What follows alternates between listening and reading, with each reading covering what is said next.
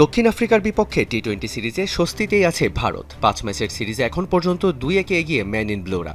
স্বস্তির বাতাস বইলেও ব্যাট হাতে খুব একটা ছন্দে নেই সূর্যকুমার যাদব ও শুভমান গিল। ব্যাটে রান না থাকার কারণে নিজেদের মুনশিয়ানা দেখাতে ব্যর্থ হচ্ছেন একের পর এক ম্যাচে।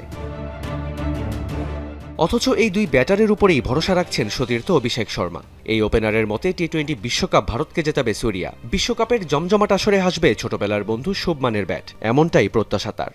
আমি স্পষ্ট করে একটা কথা বলতে চাই, ভারতকে টি-20 বিশ্বকাপ জেতাবে ওরা দুজন, আমাদের জেতাবে। ওদের সঙ্গে আমি অনেকদিন ধরে খেলছি, বিশেষ করে শুভমানের সঙ্গে ছোট থেকে খেলছি। আমি জানি যে কোনো পরিস্থিতি থেকে ওরা ম্যাচ জেতাতে পারে।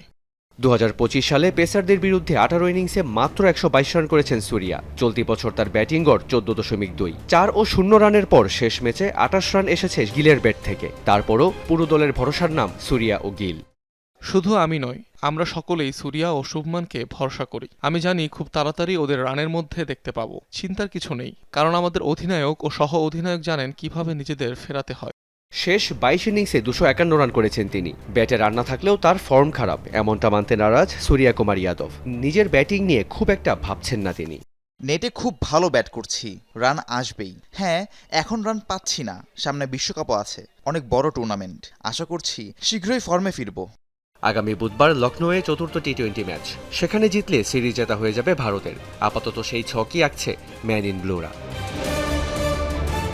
রিয়ান রাফতি, যমুনা স্পোর্টস।